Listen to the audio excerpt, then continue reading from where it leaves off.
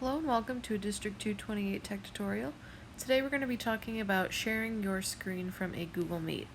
So you should go ahead and start out in a meeting. I'm just going to go ahead and set one up really quickly.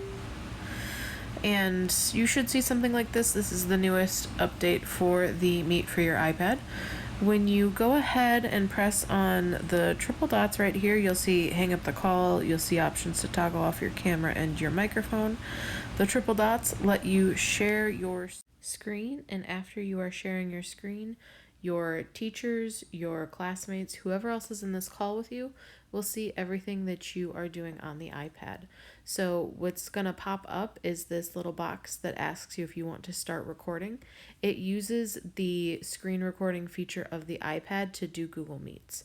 So you're just going to press start recording, click around, show whatever you want to show happening on your screen to the people in the Meet, and then when you are done with that, you want to select stop presenting, or you can also swipe down from the corner and stop presenting this way.